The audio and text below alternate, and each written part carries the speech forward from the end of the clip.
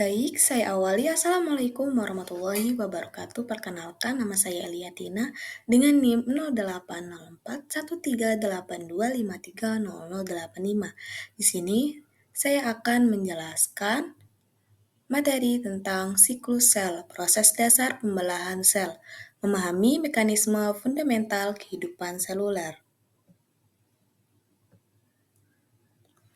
Pengantar siklus sel. Apa sih siklus sel? Siklus sel adalah rangkaian proses teratur yang mengatur pertumbuhan dan pembelahan sel. Proses ini memastikan setiap sel baru menerima salinan lengkap materi genetik. Fungsi utama siklus sel dalam organisme hidup meliputi pertumbuhan jaringan, perbaikan sel yang rusak, dan reproduksi. Tanpa regulasi siklus sel yang tepat, organisme tidak dapat berkembang atau mempertahankan kesehatan jaringannya. Yang selanjutnya, itu ada fase-fase siklus sel. Itu ada 3 fase. Yang pertama, interfase, fase persiapan dan pertumbuhan sel. Sel mengalami pertumbuhan replikasi DNA dan persiapan untuk pembelahan. Fase terpanjang dalam siklus sel. Yang kedua, ada mitosis. Proses pembagian inti sel menjadi 2 identik, terdiri dari 4 tahap. Ada profase, metafase, anafase, dan telofase, memastikan distribusi kromosom yang tepat. Yang ketiga ada sitokinesis, pembagian sitoplasma yang menghasilkan 2 sel anak terpisah, terjadi setelah mitosis selesai, menyelesaikan proses pembelahan sel secara lengkap. Yang selanjutnya ada interfase. Interfase adalah fase terpanjang dalam siklus sel, mencakup sekitar 90% waktu total siklus. Fase ini terdiri dari 3 subfase penting. Yang pertama, G1 atau GAP1. Sel tumbuh dan melakukan fungsi metabolisme normal, sintesis protein dan organel berlangsung aktif. Yang kedua, ada sintesis, replikasi DNA terjadi, menghasilkan duplikasi seluruh materi genetik sel. Yang ketiga ada G2 atau GAP2. Sel mempersiapkan diri untuk mitosis dengan memproduksi protein dan organel tambahan yang diperlukan untuk pembelahan. Yang selanjutnya itu ada profase, fase pertama mitosis. Profase merupakan tahap awal mitosis yang ditandai dengan perubahan dramatis dalam struktur sel. Kromosom yang sebelumnya berbentuk benang halus mulai mengalami kondensasi menjadi bentuk yang lebih padat dan terlihat jelas. Selama profase, membran nuklir atau selaput inti mulai terurai dan akhirnya menghilang. Nukleus juga lenyap, sementara sentriol bergerak ke kutub yang berlawanan dan mulai membentuk benang-benang spindle yang akan berperan penting dalam pemisahan kromosom. Yang selanjutnya itu ada metafase. Metafase adalah fase kedua mitosis, di mana kromosom berbaris rapi di tengah sel pada bidang yang disebut lempeng metafase. Pada tahap ini, setiap kromosom terhubung ke spindle fiber dari kedua kutub sel melalui sentromer. Spindle fiber memainkan peran krusial dalam penataan kromosom.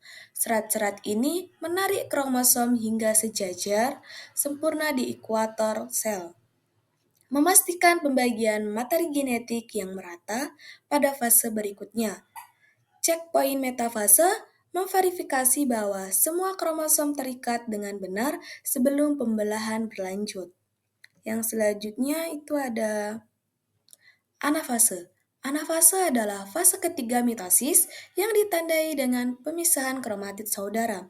Pada tahap ini, spindle fiber menarik kromatid saudara menuju kutub sel yang berlawanan.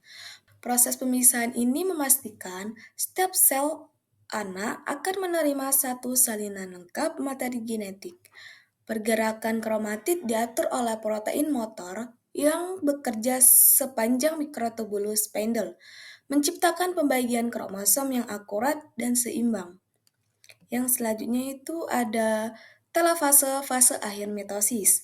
Telofase merupakan fase terakhir dalam proses mitosis yang menandai berakhirnya pembelahan inti sel. Pada fase ini, kromosom yang telah mencapai kutub sel mulai mengalami dekondensasi, kembali ke bentuk kromatin yang lebih longgar. Membran inti mulai terbentuk kembali di sekitar setiap kelompok kromosom, membentuk dua inti baru yang identik.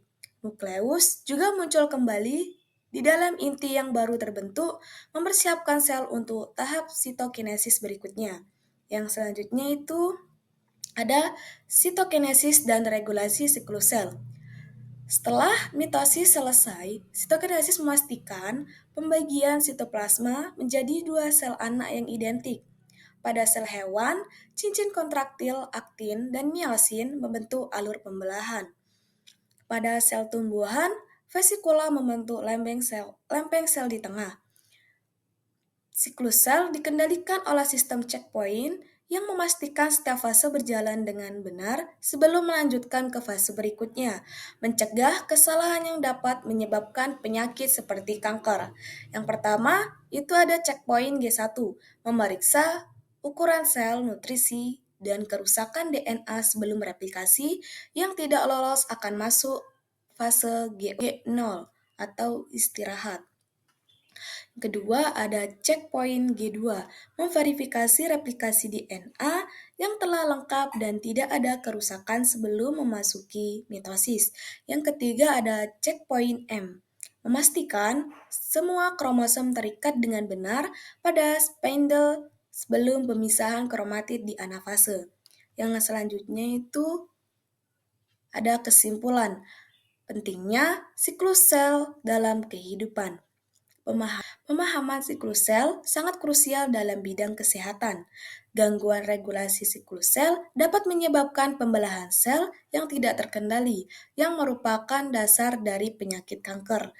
Pengetahuan tentang siklus sel membuka peluang besar dalam penelitian dan pengobatan, termasuk pengembangan terapi kanker yang menargetkan checkpoint siklus sel.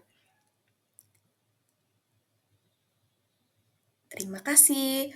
Sekian yang dapat saya jelaskan tentang materi siklus sel pada PPT tersebut. Kurang lebihnya saya mohon maaf, saya akhiri. Wassalamualaikum warahmatullahi wabarakatuh.